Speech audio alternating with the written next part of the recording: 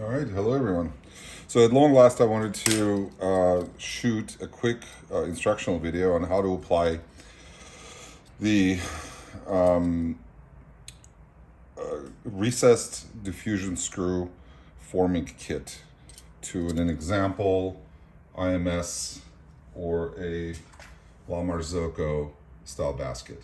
The difference between the two is that this one is pretty thin. It's about 15th thou, and this one is about a 51 or 52 thou. It's a lot thicker.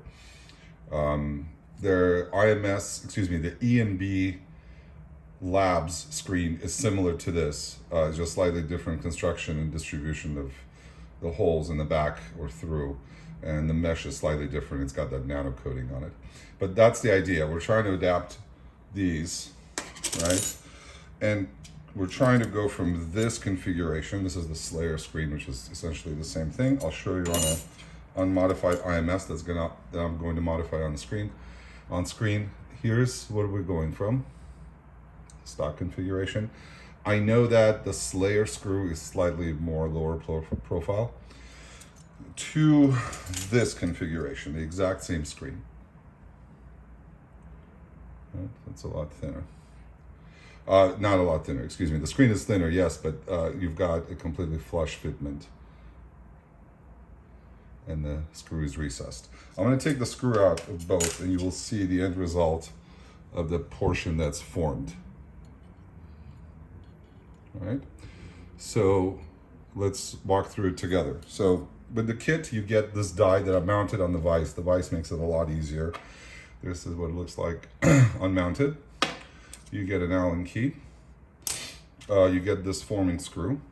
And most of the time, they should arrive in this configuration. This, and of course, the screw itself. I'll talk more about the screw in a little bit.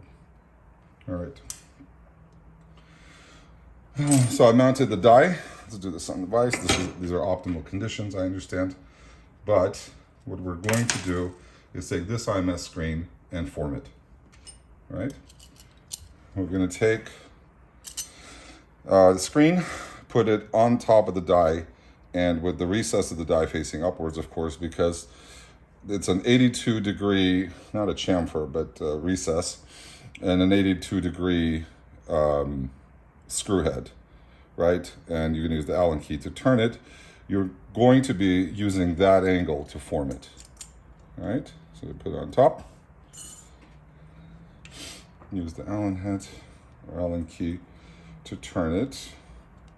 And you're going to turn it until I tweaked and dropped this one, but it's a little tweak, but they're all really smooth, until it stops.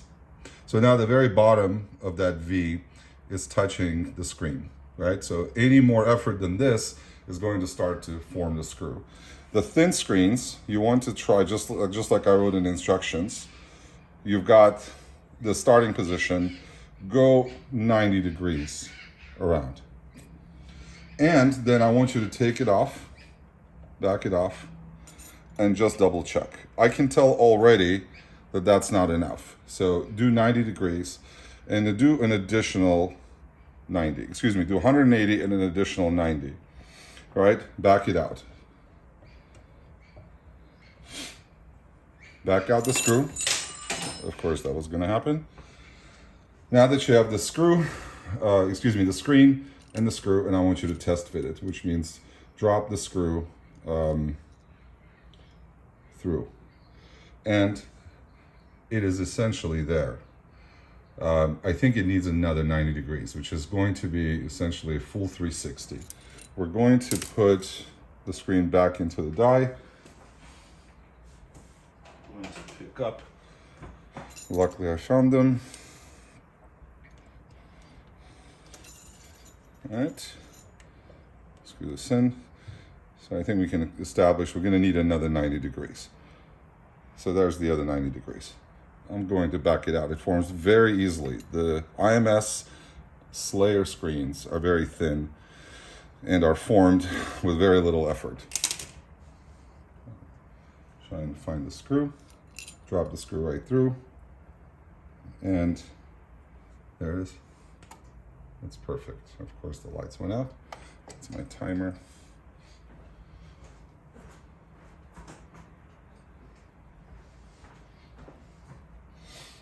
There it is.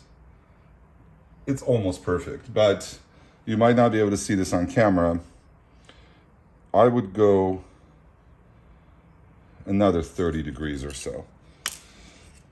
And it just takes a couple of minutes, really, and it's worth going slow because who knows if the screen is an older one towards the end of its life and it's softer or something, it's already predeformed, just go easy. So it took 360 degrees already, and I'm going to turn it another 45, which is right there.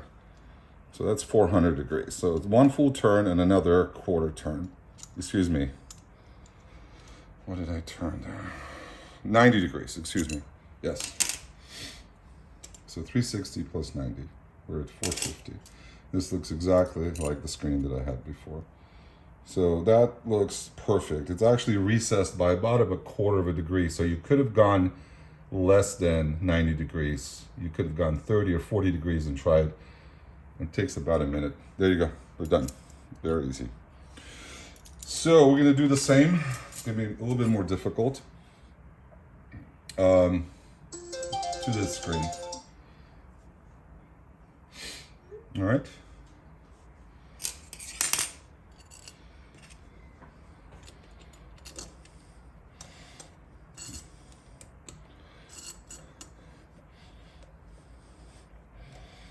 Okay, it's stuck. Going to turn it so I know where the position was. I'm starting out if I'm facing the vise. And you can do all of this by, without the vise, just holding the screw with a 3/4 inch or a 19 millimeter box wrench. That's why it's hex in size, and it's 3/4, by the way, in size. And that's why I use the hex stock instead of a square stock or a round stock, like I did for the prototype. Right? Fits perfectly. All right, start right there. Let's say that's your... We're gonna go for one full rotation for certain, and it takes a lot of effort. I can tell already. That's 360. Let's back it out.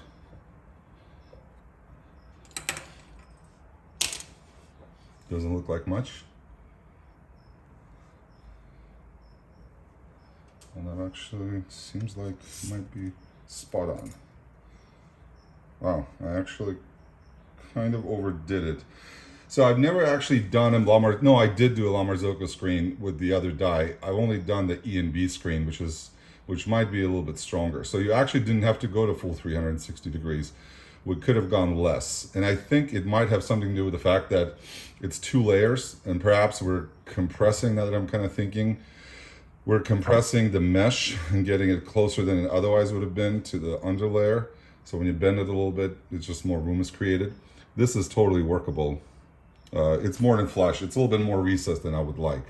So I could try to straighten it out with a hammer or something, just to demonstrate if we can go less than 360 degrees. But you get the idea. This will work perfectly. It's very well formed, and it was very easy. It's one full rotation.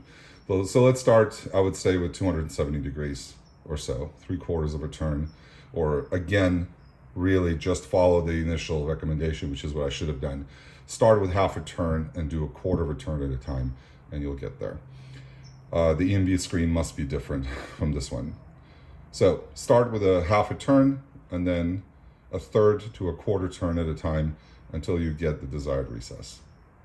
That's it. One thing I want to mention is that what I did notice with a thicker screen, what I'm going to do is put it back in the die and rotate this in. You can't see it on camera, but what happens is, because you're compressing it, the whole body of the screen, because it's thicker, doesn't or deforms backwards. So if you were to examine how flat this is, let me take this apart again. if you were to examine how flat this is now, from that perspective, it is pretty flat, but a tiny bit deformed out this way. So essentially the, what you would call this, crowned, maybe not. It is now more towards concave rather than flat.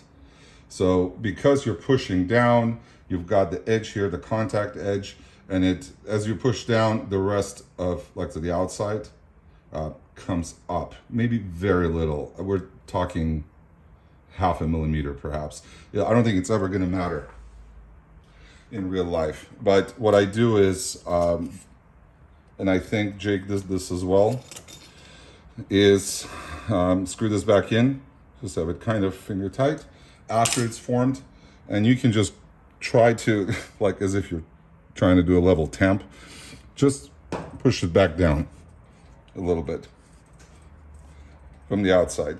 This is held in place without too much effort because we're not bearing down on it. Well, we're not tightening the screw down. We're just holding it in place, and sort of a level tamp like downwards motion. I can kind of feel it give back. And I tried this on the other screen and I saw a difference. I'm going to try that here now. All right. Yeah, this looks essentially perfect. Yeah, there it is. Done. All right, sorry for the quality of the video. I just wanted to put something together as soon as possible. Thanks everyone for watching. Take care.